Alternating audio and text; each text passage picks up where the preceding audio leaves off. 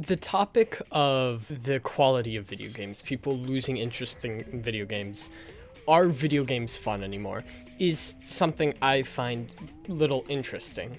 I can understand certain people that are complaining that maybe just their own personal experiences, they've gotten older and just haven't enjoyed games like they used to. And then others arguing to the fact that the quality of games just aren't what they used to. But I personally don't think the video game industry is going to die. There's talks of a video game crash and stuff, but I don't think that's the case.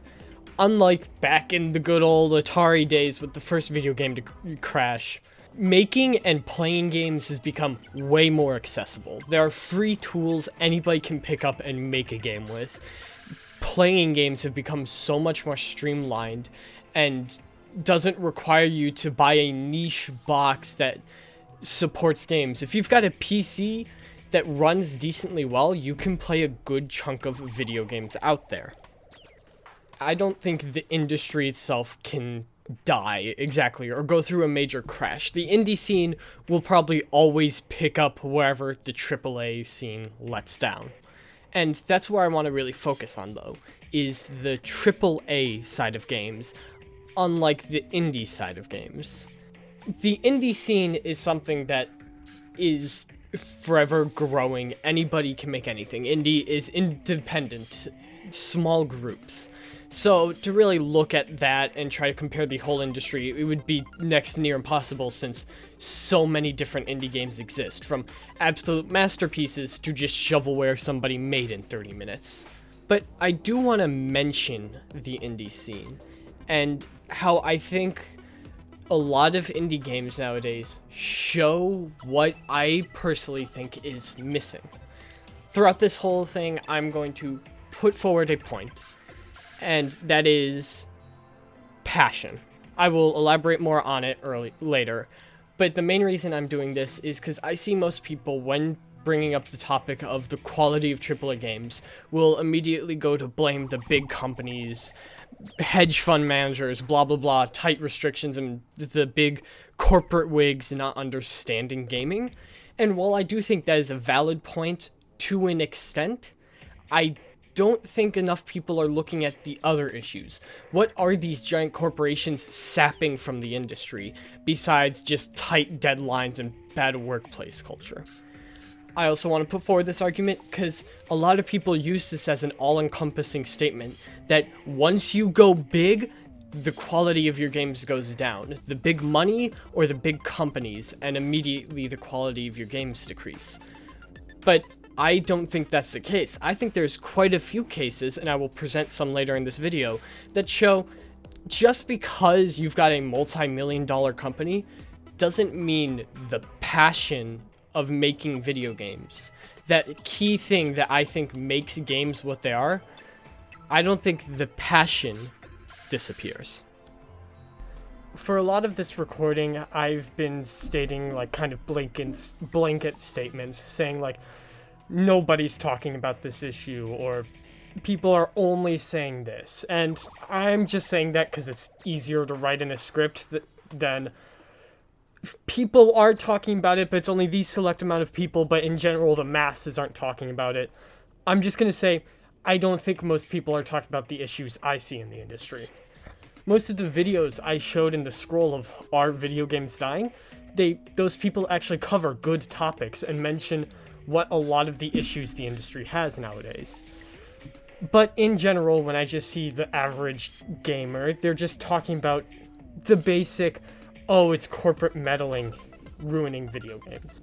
And that is a thing. I do want to say that is a valid statement. What I'm not trying to invalidate that statement with this video. I just don't think it is the sole reason. And I think there's actually fair few examples that show corporations aren't exactly the reason video games are getting worse. Some corporations ruining video games? Yes. But I don't think it is the kill drug. Whatever, if this gets involved, your game is dead. And I want to actually show an example. I want to provide what I'm saying with, evidence, facts, and logic. I want to show you, I think, a perfect example that a corporate interjection and big sums of money don't exactly ruin the passion behind a game. And for example, I want to use No Man's Sky. For those of you that don't know the story of No Man's Sky, let me just give you a brief overview. No Man's Sky was developed by Hello Games, and it was supposed to be this sci-fi space exploration game.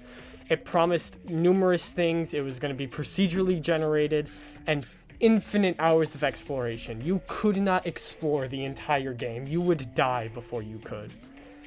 And it flopped pretty hard. It was buggy, it didn't deliver on its promises, and it was overall an almost unplayable experience at launch. But if you ask anybody who plays No Man's Sky today, they'll probably say it's an amazing game, and I completely agree with them. Now, the reason No Man's Sky failed initially was for a main factor of reasons. Quite a few factors. They were being a bit overzealous, maybe too ambitious, and they didn't exactly have the resources they needed to achieve their goal. But another big reason people claim the game crashed and burned at launch was they got help from Sony. Sony gave them big bucks, and they just had a deadline to meet. And yeah, that is a valid reason. Sony's probably a big reason they did not delay the game longer and it crashed upon release. But that's not exactly what I'm trying to say. Because I admit the game crashed and burned during release. Like how I will admit Cyberpunk crashed and burned during release. But I think both of them are actually pretty good games. Because despite Sony's big bucks they threw into the project, the game is good now. They continued. Hello Games made bank. They could have just taken the money and ran. Despite the numerous complaints and several refunds, they still sold millions of copies. They could have just taken the money and ran. But despite having this money and just the freedom to up and leave, they cared about the game. And like I said, if you were to ask anybody that plays the game now, they would say it's an amazing game. Because it is. They had that passion for the game and continued to strive for it. They didn't let, greed get in their way. And to this day, there's not a single piece of paid DLC for the game. You can get the entire game for free when you buy it off of Steam. No Man's Sky shows a prime example of what true passion for a game and a project does. Despite the intervention from Sony, giving them a deadline but a budget, and the bank they made after releasing the game, the passion they still had was there. The money did not get in the way. And like I said earlier, this is not a black and white world. Some cases that will be the case. People can make lots of money on a bad game and eventually make a good game. And some people can make lots of money on a bad game and never touch it again. But I think it is good to look at examples like No Man's Sky, because this shows that it's not always a said thing that just because a game fails doesn't mean the passion for it isn't there. And if there is passion behind the project, if the people truly care, that game probably will eventually be good. There is a number of factors that are the reason video games are dying. It is big corporations not really knowing how a game is made and just seeing games as a product. Something you sell to the masses, they buy, consume once, and never remember again. That passion to make an experience is almost faded in the AAA scene. But there's a lot of other factors. Because if you have an industry that cares about the game, no matter the size of the team, if the people at the top to the people putting blood, sweat, and tears into the game care, it's probably going to be a good game. A lot of other factors are, I personally think, games are getting a little too big for their own good. Every game wants to be the next big bad thing, have higher numbers, higher graphics, more customization, whatever. Bigger open worlds. And I think this is slowly becoming a detriment to games. Because when you see a game release and you want to make one to step it up, you always have to, step it up. You have to make something bigger. But they're trying to increase at a rate faster than they can get the resources and time to make it. Games want to be the next big bad thing, but are still using the development cycle of a game made in the Xbox 360 era. That's just an analogy, I'm not saying specifics, I'm no game dev myself. But from the outside, it's kind of tiring seeing every game claim we have the best graphics. And while it might on max settings, you're putting way too much time in the graphics and not giving enough time for development to, develop the other parts of the game. I think games need to slow down. You don't need to be the next big bad thing. You just need to be a next thing. Deliver that experience.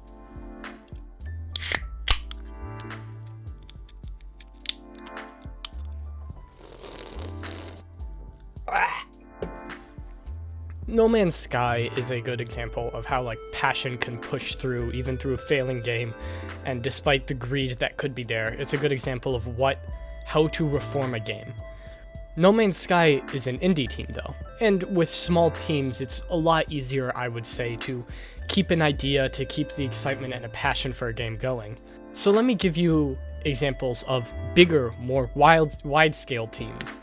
And by bigger, I mean multi-million to multi-billion dollar companies that I think still show a degree of passion in their game-making side.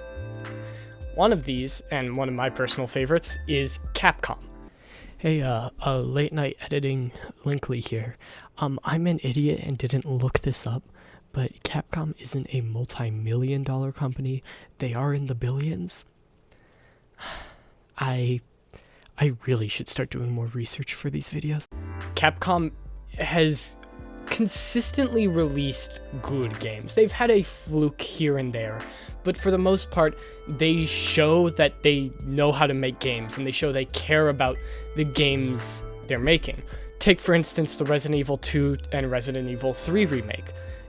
Those could have totally just been cash grabs to buy cash grabs for the fans that just want to play them off of pure nostalgia, especially since Resident Evil 2 is probably one of the greatest horror games ever made. And those could have just been easy cash grabs, but they cared enough to give enough back to the fans and make something new, a new experience. Give something playable to even modern fans that probably don't want to go back and play, the original Resident Evil 2, because as influential as it was, I'd rather have my teeth pulled out than play that game. These games have care and detail put into them and really show that this company still knows their fan base and who plays their games.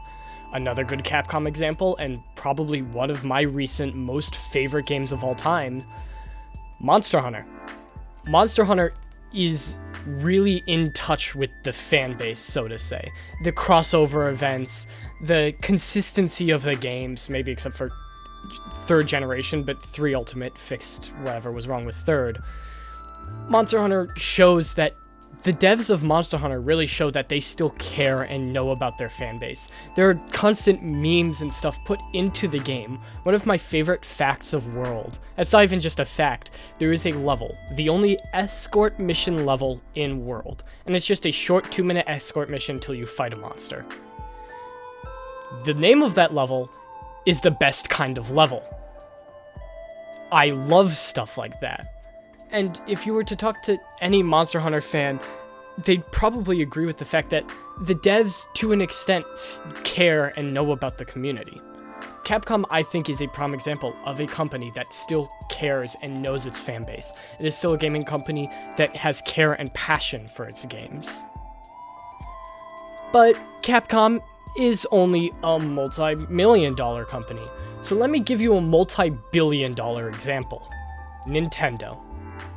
I despise Nintendo as a company. They have made awful company decisions. Their copyright claims, their uses for license, and other stuff they've made outside of gaming is a bad decision. They haven't really done anything good, and I'm going to be genuinely surprised if the Mario movie turns out to be an enjoyable experience. But Nintendo as a game development company excels at what they do. Breath of the Wild, Splatoon 3, Metroid Dread, Mario Odyssey, Xenoblade Chronicles, Pokemon Arceus to an extent, Animal Crossing New Horizon, Mario Maker 2, Mario Kart 8 Deluxe, despite just being a remake or just a rehash of Mario Kart 8, still has new features and is recently getting a new DLC. Nintendo, as of recently, is really showing care and love for games that most people thought they forgot about, i.e. Metroid Dread. They're finally giving us a 3D Kirby, I am beyond ecstatic for the new Bayonetta game coming out. Nintendo has been influential in the industry since they've entered. The NES basically brought the gaming industry out of the initial gaming crash. And I think to this day, they still show they can care about a game. They do care about a game. They make questionable decisions from time to time. They're not perfect.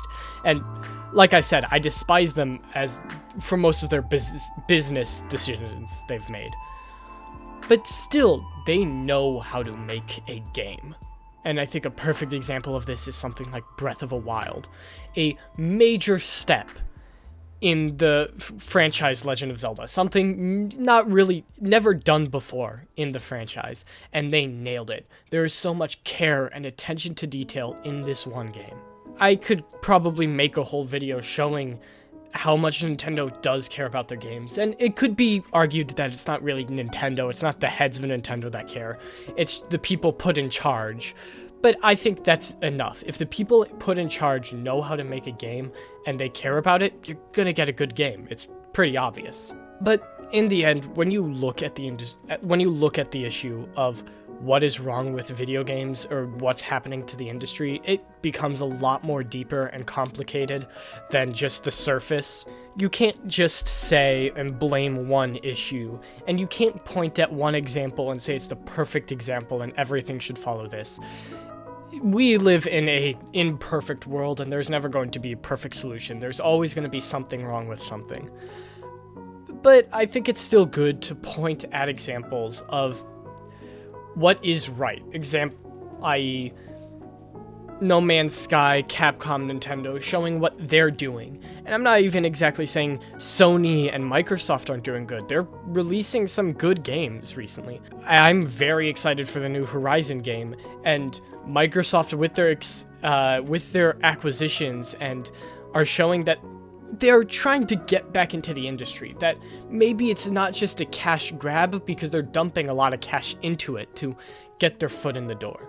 But in the end, that's all I gotta say. These are just personal opinions and what I think is being done right and what is missing. But if you found anything for this video, good for you, I guess. I'll see you guys in the next one. Peace.